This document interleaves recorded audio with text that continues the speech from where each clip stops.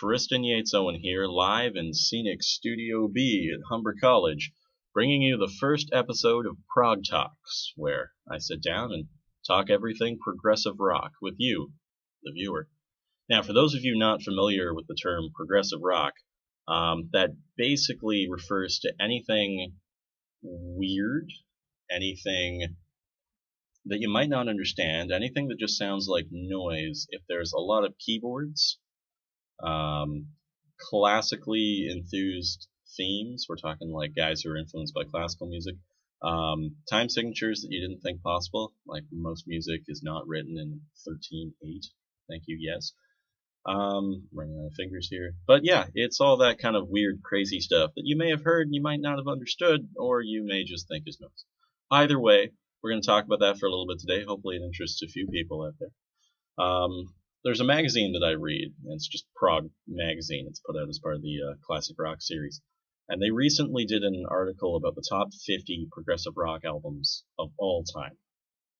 And that list hasn't really changed over the past 20 years or so. There's a lot of bands that are ingrained into it, like legacy bands, big names in the genre. We're talking Yes.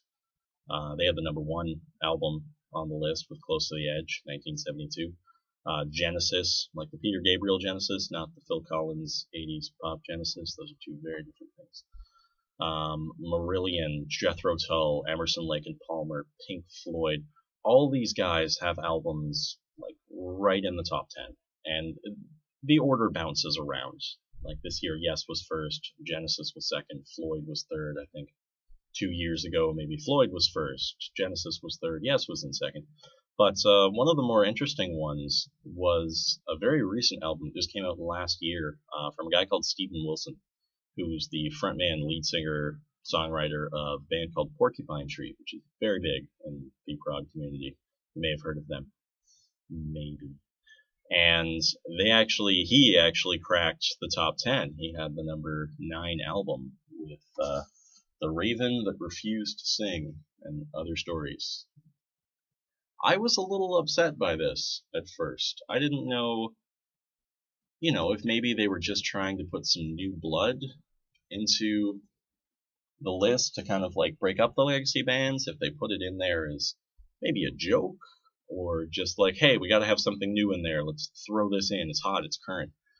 And I immediately changed my opinion on that the more I listened to the album.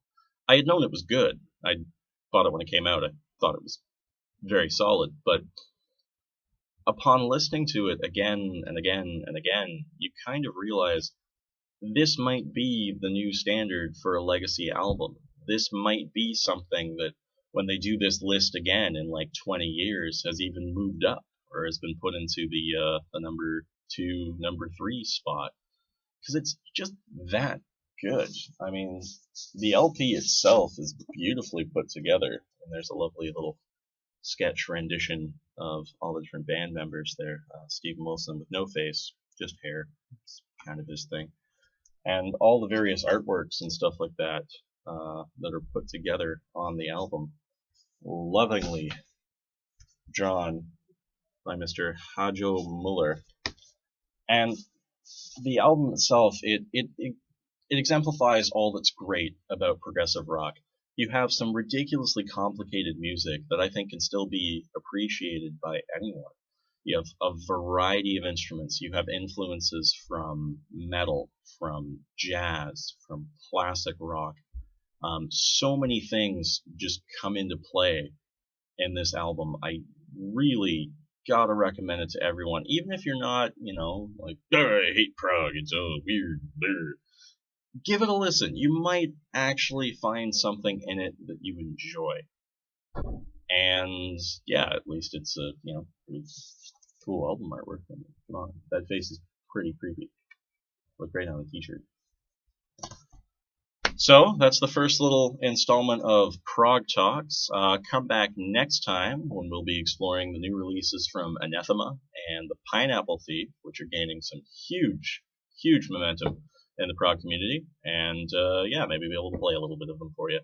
All right, have a good one.